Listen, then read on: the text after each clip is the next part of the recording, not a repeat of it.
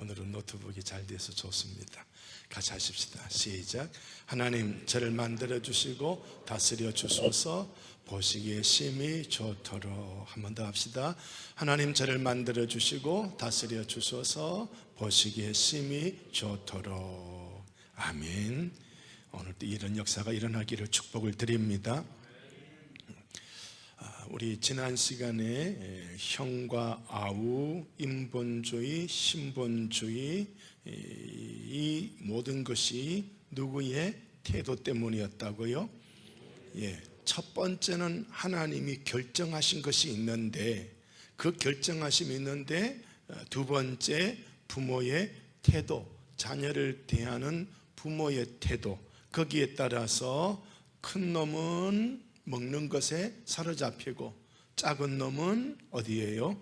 장자 명분에 사로잡혔다 하는 그런 말씀을 드렸죠. 그래서 이삭은 에서를 사랑했는데 뭐 때문에 사랑했다? 에서가 사냥한 고기를 좋아함으로, 아버지가 고기를 좋아하니, 내가 사냥한 이 고기를 아버지가 좋아하는구나, 아버지에게 그렇게 맞춰드리면 나는 아버지에게 사랑받겠구나, 끊임없이 그런 삶으로 발달하다 보니 에서는 신본주의로 갈 기회가 없었습니다.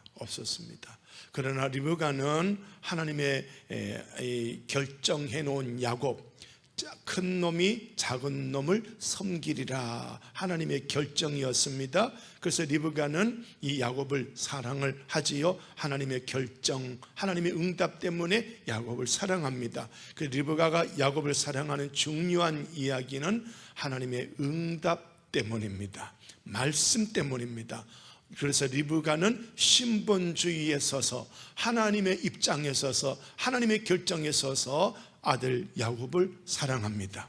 이삭은 먹는 고기 때문에 에서를 사랑합니다. 그래서 그 부모의 태도가 아이들을 신본주의, 인본주의로 만들어 나갔다 하는 그런 것인데요, 오늘 성경 말씀 앞서서 말씀을 보시면 이삭은 눈이 어두워 잘 보지 못하는 그런 모습이지요. 두 번째, 아들에게 에서가 지금 이방 여인과 결혼했지요. 장자 명분을 소홀히 여겼죠. 이런 사람에게는 아브라함과 나 이삭을 통해서 내려오는 이 사명의 복을 이어갈 자격이 에서에게는 없습니다. 에서야, 회개해라 하고 회개하는 그 아들에게 머리손을 얹고 축복을 해줘야 되는데, 뭘 먹고 축복해 주겠다? 별미 먹고 축복해 주겠다. 이 이삭이 판단이, 연세가, 신본주의자 이삭이 연세가 들어감으로 눈이 어두워졌다는 것은 판단이 흐려졌다. 그래서 이 더 인본주의로 살아가는 그런 에서의 그런 모습을 우리가 발견할 수가 있지요. 하나님의 결정에 무조건으로 순종하는 리브가, 그 리브가는 어떻게 하든지 야곱을 신본주의자로 만드는 그런 모습입니다. 그래서 부모의 양육 태도가 아동에게 그 미치는 것이 대단히 크다 하는 그런 것이지요. 그래서 언젠가 말씀드렸습니다마는, 내 아이가 친구를 잘못 만나서 잘못 빠진 것이 아니라 내가 내 아이를 잘못 대했기 때문에 내 자식이 그런 친구를 만나고 그런 삶을 선택했다는 거예요. 1차적인 책임은 누구에게 있다고요? 우리 부모에게 있는 거예요. 부모된 내가 책임인 거예요. 그래서 여러분의 자녀가 지금 인본주의를 사는지 신본주의를 사는지를 살펴보면 그 책임이 누구에게 있다고요? 대답하기 싫습니까? 누구에게 있다고요? 대답하기 싫으면 탄식하고 회개라도 하시든지요. 여러분, 그걸 우리가 이 시간에 가슴에 새겨야 하는 줄로 믿으시기 바랍니다. 자, 요 그림을 다시 계속해서 봅니다. 바움린드, 요 사람 이름이 바움린드입니다. 임상심리학자인데요, 애정과 통제를 가지고 부모가 자녀를 양육하는 유형을 봤더니 몇 가지가 있더라? 4가지가 있더라. 첫 번째, 허용적인 부모. 두 번째, 셋째, 넷째, 이런 부모가 있는데, 이 부모 밑에 자라는 자식들이 어떻게 자라든가 하는 그런 것을 이 도표를 통해서 보여드렸습니다. 무엇이든지 애기가 아들들 딸들이 하고 싶은 대로 그래 알아서 해라 허용하는 부모는 그 자식이 어떻게 큰다고요? 읽어봅시다. 시작. 충동, 공격, 자기중심, 통제 부족, 무책임감. 이런 아이가 사회에 나가면 그 사회를 질서 있게 한다, 혼돈스럽게 한다? 혼돈스럽게 합니다. 그러면 그 자식이 나가서 사회를 혼돈시켜 놓으면 그건 자식의 책임이다, 부모의 책임이다. 부모의 책임인 거예요. 부모의 책임인 거예요. 자, 그리고 또 이렇게 말씀을 쭉 내려가 보면 그런 이야기 나오는데요. 무엇이든지 허용하는 부모는 애정에만 사로잡혀 있습니다. 나는 내 아들 저거 사랑해. 내가 나이가 40이 다 돼서 낳은 아들인데 내가 저거 눈에 넣어도 안 아파. 내 생명 걸고 내가 저놈을 사랑할 거야. 애정에만 사로잡히다 보니까 아이를 통제를 했다 안 했다? 안 한 거예요. 안 한 거예요. 그래서 이런 무엇이든지 허용적인 부모의 자녀는 참을성이 없고 충동적이고 반항적인 경향이 있습니다. 그래서 부모는 자녀에게 기본적인 예의 범절을 가르쳐라. 기본적인 예의 범절, 우리나라는 뭘까요? 기본적인 예의 뭐예요? 인사죠. 여러분 인사 잘합니까? 대답도 없다. 큰일이야. 잘 못하죠, 그죠? 앞에 사람이 있어도 이러고 지나가죠, 그죠? 사람이 있어도 이러고 지나가죠? 인사 못하더라고. 인사 못하더라고. 참 이상해요. 기본 예의가 있다 없다? 기본 예의가 안 가르쳐졌어. 기본 예절, 인격이에요. 인격이 다듬어져야 다른 사람, 내가 사람으로서의 인격을 갖추어야 다른 사람을 만날 수가 있는 거예요.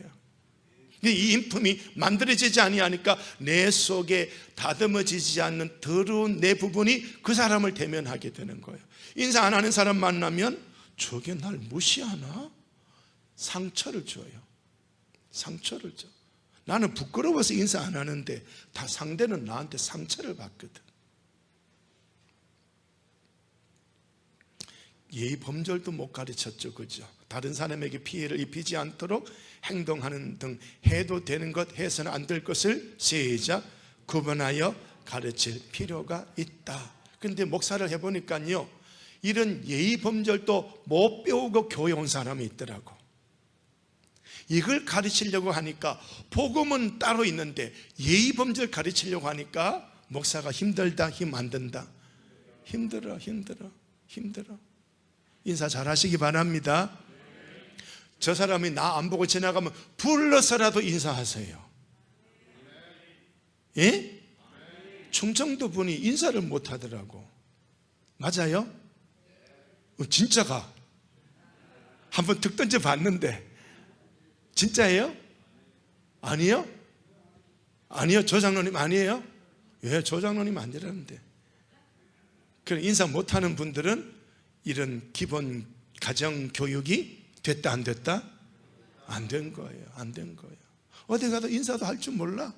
와, 속 터진다, 그죠? 자, 여기는 그런 분이 없으시기를 바랍니다. 지금이라도 여러분이 연세가 많고 여러분 자식이 40대 50대로 60대로 커도 그 자식이 인사 못하면 지금이라도 머리가 허연 여러분들이 내가 너 잘못 가르쳤다, 지금이라도 인사하고 다녀라. 아멘. 되겠습니까? 죽기 전에 후회하지 마시고 지금이라도 가르쳐라. 안 들어도 말해라. 되겠죠? 자, 이런 애정에 대한 그런 이야기를 쭉 하고 있는데요. 그래서 이 애정만 하고 있다면 이 아이는 늘 울고 보채는, 엄마가 안 주면 울고 보채는 그런 것이죠. 그래서 이 애정 있는 사람은 부모는 내 하인이고 나는 왕자다, 이런 것인데요. 우리 부모들은요, 요 세 가지 잘 사랑만 주며 자식을 대했던 사람은 요 세 가지를 잘 하셔야 됩니다. 시작. 규칙과 방향을 제시하기. 둘째, 일관성 있게 적용하기. 셋째, 때로는 단호하게 지시하기. 이게 있어야 된다. 되겠죠, 그죠? 자, 두 번째, 권위적인 부모예요. 이 권위는 부모로서의 권위, 엄격함도 있죠. 그리고 부모로서 아이에게 친절함, 사랑도 있지요. 사랑도 주고 엄격한 통제도 잘하는 부모를 어떤 부모라고요? 권위적인 부모. 이 아이하고 함께 더불어 놀다가도 아이가 잘못된 길로 갔을 때는 단번에 권위적으로 딱 자를 줄 아는 그런 부모라야 이 아이가 허튼 짓을 못하게 된다. 그래서 옳고 그름에 대한 통제와 훈육을 적절히 잘 사용하는 부모죠. 그래서 4가지 유형 중에 이런 부모가 되어야 그 자식들이 잘 크게 된다, 잘 크게 된다 하는 그런 건데요. 그림으로 선뜻 한번 가보시기 바랍니다. 여기 민주적인 부모, 권위 있는 부모인데요. 독립성, 자식들이 독립성이 있고요, 사회성이 있고요, 자존감도 있고요, 협동심이 있습니다. 교회가 뭐 합시다 그러면은 지 혼자 빠져나가. 윷놀이 하는데 다 유치야 뭐야 하는데 지 혼자 밖에 나가서 뭘 했는지 몰라. 윷놀이 다 끝나가니까 와. 그런 사람 있어요, 없어요? 응? 봤어? 없어요? 여기 계신 분은 이제 없으시기 바랍니다. 아멘. 아이, 그러면 안 돼. 그 사람이 목사라도 장로라도 시켜놓고 지는 놀러 갔는지 장 보러 갔는지 어디 갔는지 그 갔다가 마칠 때 되니까 까꿍. 에이구 참. 아이고 그래갖고 뭐 지도자 한다고 참. 자, 여러분은 그러지 않기를 바랍니다. 민주적인 부모의 엄마와 아들은요, 가정 부모와 자녀는요, 지금 무엇이에요? 꽃밭이죠, 그죠? 꽃밭이죠, 그죠? 행복한 거예요. 행복한 거예요. 자, 그 다음에 또 우리가 볼 수 있는 그런 유형은 3번째로 얼른 넘어가 볼게요. 3번째로 어떤 부모라고요? 독재적인 부모입니다. 이 부모는요, 통제, 복종, 통제만 하고 사랑은 하나도 없습니다. 통제만 합니다. 자, 여기 색깔, 독재적인 부모의 자녀는 항상 불안하고 낮은 자존감을 형성하며 자신을 신뢰하지 않게 된다. 부모에게 혼날까봐 불안하고 자신의 행동이 옳은 것인지 스스로 판단해 본 경험이 없기 때문이다. 결국 자녀는 성장하면서 분노와 반항적 태도를 보이며 정체성 확립에도 어려움을 겪을 수 있다. 이렇게 키웠다면 이제 이게 해결점입니다. 빨간색 시작. 자녀를 좀 더 이해하고 의견을 존중하려는 노력이 필요하다. 되겠죠, 그죠? 여러분 이때까지 자식한테 큰 소리만 쳤던 부모가 있다면 빨간색으로 이제 여러분의 태도를 바꾸시기를 바랍니다. 그런 것을 우리가 꼭 보시고 이제 독재적인 부모 지금 아이에게 이런 완전히 38선 끊어놨죠, 그죠? 이거 넘어가면 죽어. 사랑은 하나도 없고 이런 모습이죠. 여기 뭐라고 해놨습니까? 애정 없는 통제. 항상 뭘 한다? 잔소리, 잦은 처벌, 분노, 표출. 여기 지금 아이 귀에 이게 뭐예요? 확성기 갖다 대놓고 아이 귀에 소리 지르는 거예요. 내 말 들어. 이제 이렇게 되는 것이지요. 그래서 이 독재적인 양육 태도를 가진 부모가 가지고 있는 최대 의무는 뭐냐 하면 날마다 끊임없이 올바르게 행동하도록 지시를 하는데도 왜 우리 아이는 어긋난 행동을 하지? 원인은 뭘까요? 사랑을 안 줬기 때문입니다. 사람이 사는 거는요, 통제에서 사는 게 아니고요, 사랑에서 아이들이 살아요. 어린아이, 애기들요, 엄마의 품속에서 부모의 사랑을 먹고 아이들이 자라나요. 쌍둥이가 있는데 한 쌍둥이가 태어나서 죽어가고 있어요. 의사가 아무리 해도 이 죽어가는 쌍둥이를 살릴 수 없어요. 그런데 그 다음에 희한한 일이 생겼어요. 건강한 쌍둥이가 죽어가는 쌍둥이를 끌어안습니다. 이 아이가 10일짜리, 며칠짜리 태어나서 코로나인데 뭘 압니까? 그런데 아이가 죽어가는 아이를 끌어안으니까 이 아이가 살아나기 시작하는 거예요. 건강하게 사는 거예요.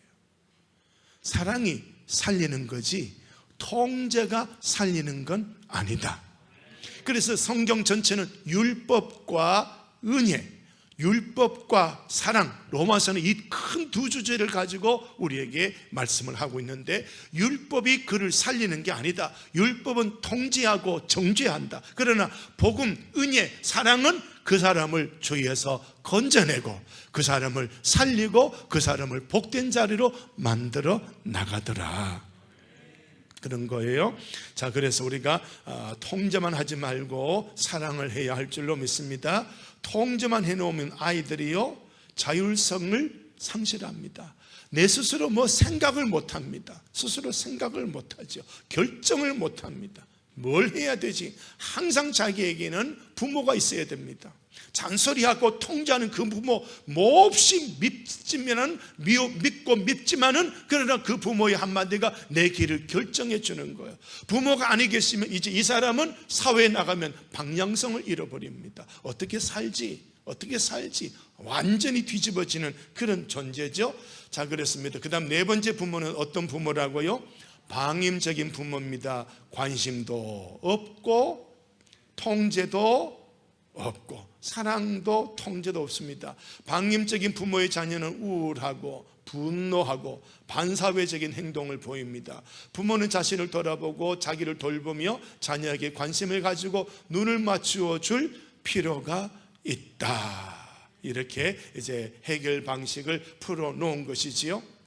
그래서 우리가 이런 것들을 쭉 보면서요, 항상 이런 무관심적인 그런 존재로 우리가 가지 말고 아이에게 사랑도 하고 또 잘못한 부분이 있으면 통제도 해야 된다. 왜 그렇게 해야 되느냐? 하나님이 그렇게 하셨다는 거예요. 어디에서? 에덴 동산에서 자, 사람을 이끌어 어디에 두셨고?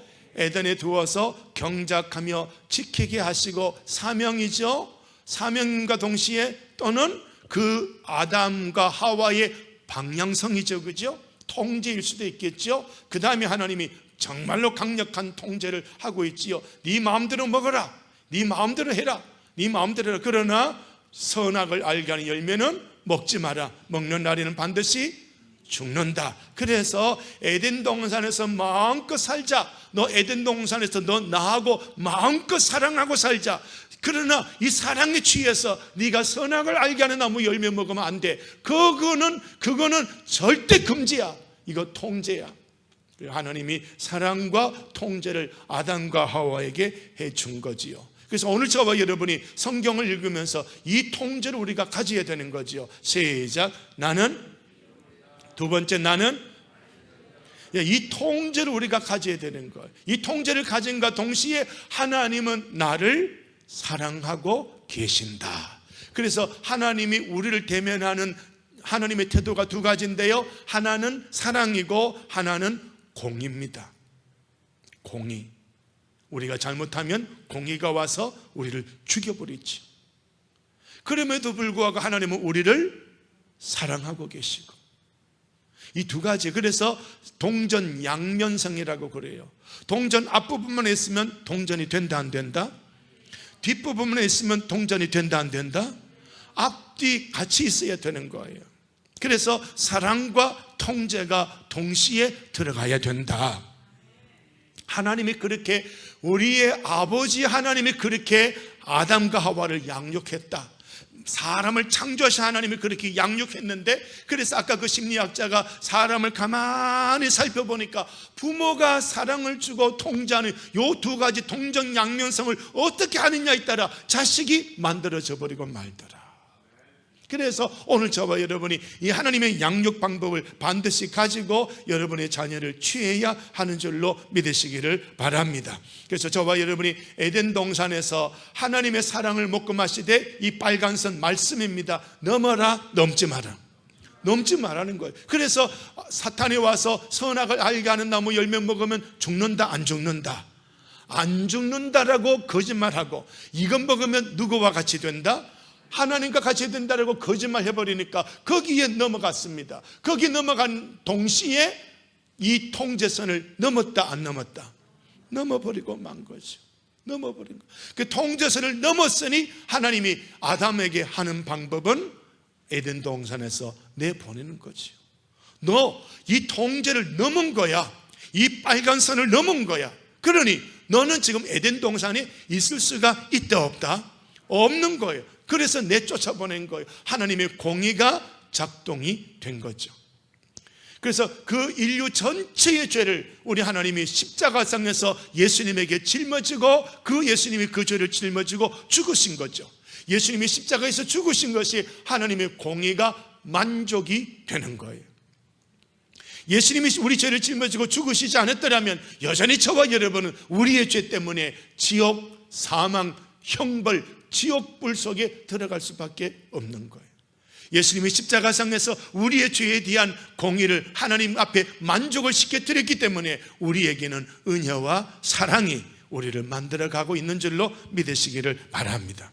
그렇다고 해서 하나님의 이 통제가 없는 것은 아니에요. 요한복음서에 보니까 예수님 안에 거하라, 내 안에 거하라, 내 안에 거하라. 나를 사랑하는 자는 아버지의 말씀대로 살아간다. 나를 사랑하는 자는 아버지 말씀대로 살아간다.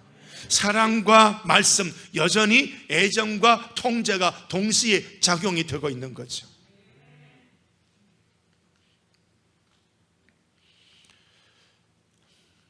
그래서 이 부모의 양육 태도 때문에 자식이 인본주의가 되고 신본주의자가 되고, 그러니까 내가 내 자식을 신본주의자로 만들려면 애정과 통제를 적절하게 사용하여 아이들을 길러내야 된다.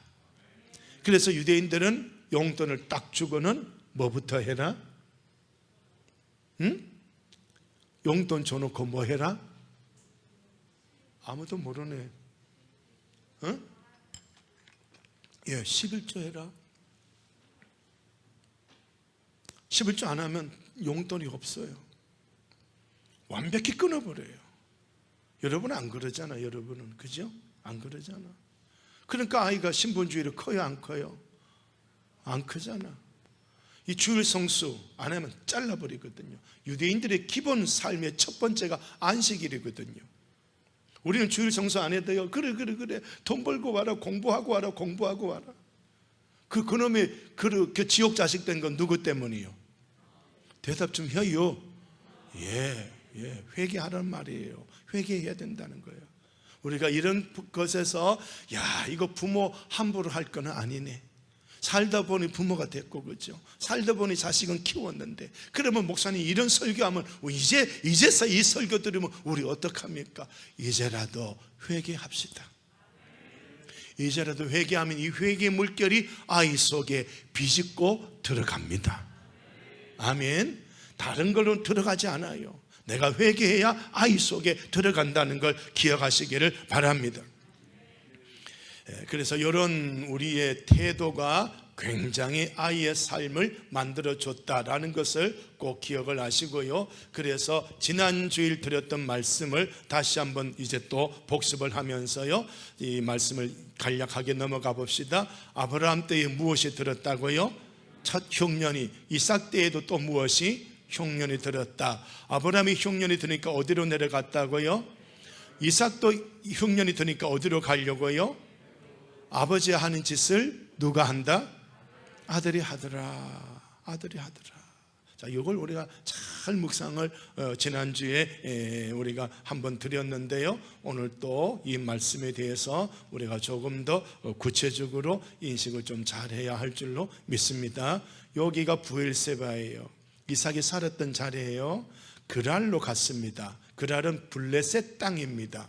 블레셋 땅 해안지대로 이렇게 해서 애굽으로 가는 거예요.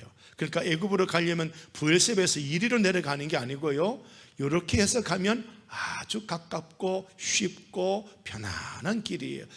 왜 그랄로 갔지? 애굽 가려고, 편안한 길로 애굽 가려고 그랄, 아비멜렉 블레셋 땅으로 갔다는 거죠. 흉년이 들었습니다. 이런 흉년이 들을 때 움직이지 않을 남편, 움직이지 않을 부모가 어디 있겠느냐? 양식 찾아, 물 찾아 떠날 수밖에 없지요. 이게 인본주의의 아이디어와 결정입니다.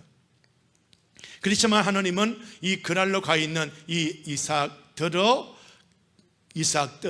애굽으로 가라, 가지 마라? 가지 말아라고 하나님이 명령을 해주신 것이지요. 그래서 이삭은 어디에 머뭅니까? 그랄에 거주합니다. 시작. 이삭이 머무는 곳은 하나님이 지시하신 곳이다. 내가 머물러야 하는 곳은 어디다? 하나님이 지시하신 곳이어야 한다.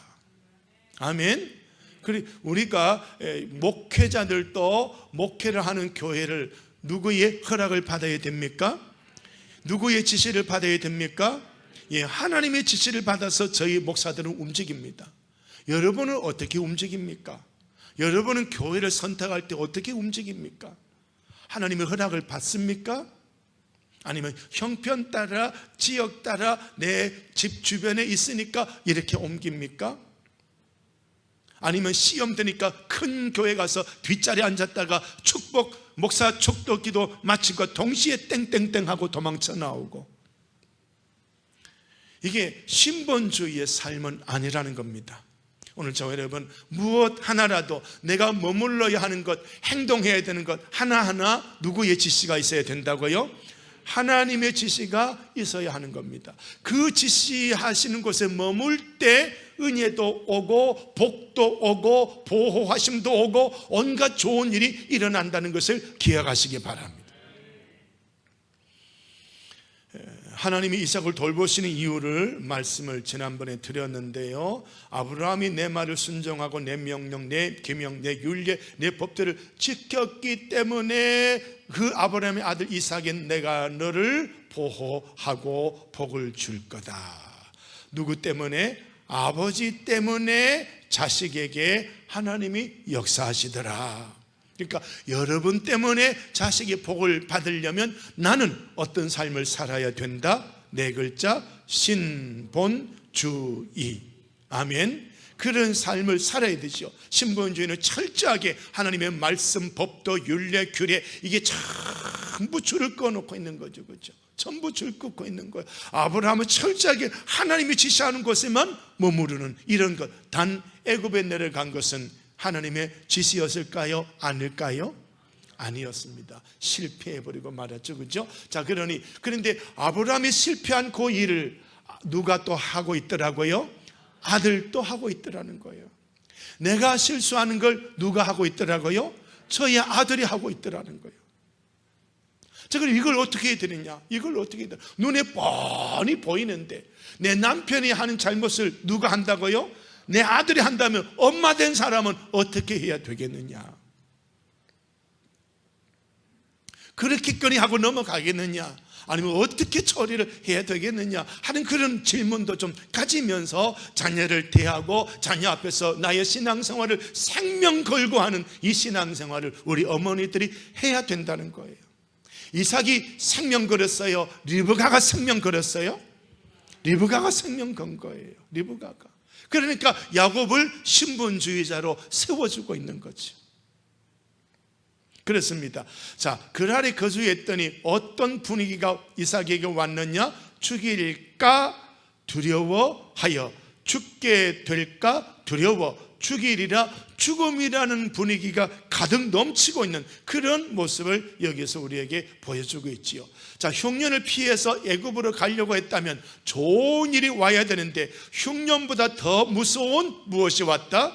죽음의 두려움이 온 거예요. 죽음의 두려움이 온 거예요. 흉년 다음에 죽음인데, 그런데 흉년 피했더니 흉년을 꺾는 것이 아니라 곧바로 죽음의 두려움이 다가와 버리는 이런 것을 우리가 볼 수가 있는 거죠.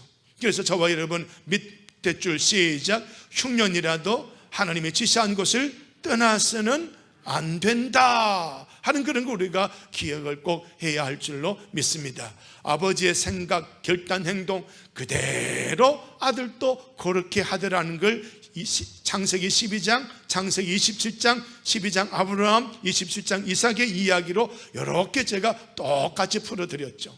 자, 그렇습니다. 아버지가 한 행동을 아들이 하고 있다? 그러면 아버지의 하는 어떤 생각, 어떤 본능, 어떤 결정, 어떤 태도, 이것이 그대로 누구에게 물러갔다고요? 아들에게 물러간 거예요. 그래서 이걸 타고난 무엇이라고요? 기질이라는 거예요. 타고난 기질이라는 거예요.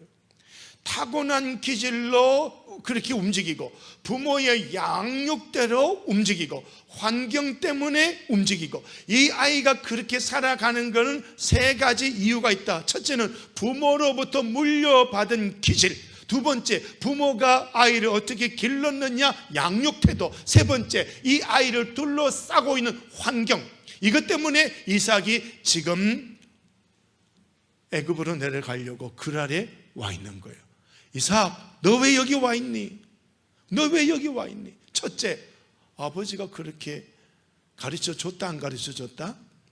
안 가르쳐 줬어요. 애굽으로 내려갈 때 이삭이 태어났어요, 안 태어났어요? 안 태어났어요. 아버지가 그렇게 한 행동을 알아요, 몰라요? 몰라요. 아버지의 기질, 애굽으로 내려간 그 기질이 누구에게 넘어왔다고요? 아들에게 넘어온 거예요. 나 몰라요. 나도 모르게 생각하고 결정했는데 여기 지금 애굽으로 가려고 지금 그날에 와 있는 거예요. 이건 다시 말하면 아버지로부터 내려온 기질대로 행동한 겁니다. 요 말이거든요. 부모의 양육 태도, 지금 애굽으로 내려간 그 모습을 아들이 배웠거나 교육을 받지 않았습니다만은, 이 이삭에게는 이런 부모의 양육이 어떻게 지금 흘러가는지는 모르지만, 이삭이 태어날 때까지, 이삭이 자라나고 이렇게 그의 어머니가 돌아가시고 아브라함이 돌아갔을 때까지 어머니와 아버지는 철저하게 신본주의의 모습으로 살아가는 것 같아요. 성경에 보니까 인본주의 모습이 잘 없거든요.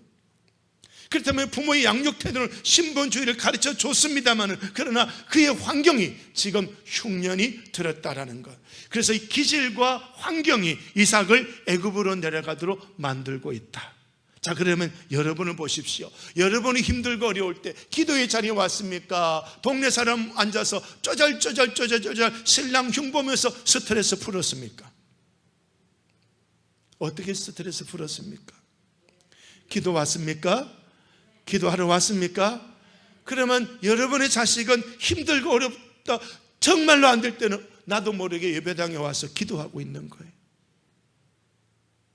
이 기질이 물려가도록. 그래서 유대인들은요, 신랑 신부가 만나서 결혼하면요, 결혼하기 전에, 합방하기 전에, 아이를 생산하기 전에 떨어뜨려 놓습니다. 신랑, 너 하나님 앞에서 10 며칠 동안 거룩하게 살아. 신부, 너도 거룩하게 살아. 이제 앞으로 네 몸에서 나올 부정 모혈, 함께 만나 아이를 만드는 부정 모혈은 거룩한 것이 나와야 돼. 이게 유대인들이에요. 이 이야기가 우리나라에도 있을까 없을까요? 어이? 몰라요? 있어요? 예, 있어요. 그래서 이스라엘하고 우리하고는 너무 닮았거든요. 자, 그런데요, 이렇게 해서 여러분이 만들어 가야 되는 거예요. 그래서 여러분이 자식들 결혼시키려고 할 때요, 저대로 주례하려고 그러면요, 6주 동안 교육 받아야 돼. 이런 교육을 시킨다니까. 제가 아무도 안 좋아한다. 여러분의 자녀 인생을 만든다니까요. 죽을 때까지 만든다니까요. 요 주례가요 정말 중요해요. 제가 이렇게 목사님들 보니까 이 정평제일이 결혼 예비학교 하는지 몰라. 결혼 예비학교 어디야? 이 정평에 어느 교회가 하는지 몰라. 대형 교회만 하고 있어요. 그것도 대형 교회 그 6주나 8주나 4주나 하면서요, 30만 원, 60만 원 받아먹고 가르치더라고. 저는 받아먹어요, 안 먹어요? 안 먹고 가르치잖아. 왜? 너무 중요하거든. 너무 중요하거든. 이게 너무 중요하단 말이에요. 그것 때문에 결혼학교 오라는 거예요. 안 그러면 난 주례 안 하거든. 결혼학교 안 하면 난 주례 안 해. 난 그런 거예요. 왜냐하면 결혼학교 안 하고 결혼시켜 놓으면 이혼이 5대 5거든. 내 주례사에 내 주례한 흔적에 이혼 가정이 있다 없다? 예, 내 명예 깨뜨리지 마세요, 여러분들. 나 없어요. 지금도 없어요. 결혼 예비학교가 그만큼 중요해요. 그만큼 중요해요. 얼마나 중요한지 만들어야 돼요. 자꾸 만들어 가야 되는 거예요. 목사가 있는 거 그렇게 만들어 드리는 거예요. 아멘 좀 하십시오. 말씀 잡수십시오. 제가 지금 계속해서 여러분이 이걸 화면을 못 보셨기 때문에 반복하면서 지금 화면을 보여드리면서 여러분 머릿속에 집어넣는 거예요. 설교만 해놓으니까 지난주 설교 못했지 아무리 기억해도 안 나. 그러나 이 그림을 보고 나면 하고 한 가닥 튀어나온단 말이에요.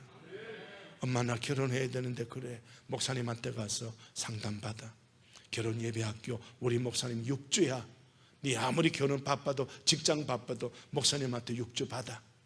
여러분이 부모로서 하지 못할 일을 누가 한다고요? 제가 하는 거예요. 제가 하는 거예요. 얼마나 중요한 상담인지요. 얼마나 중요한 상담인지.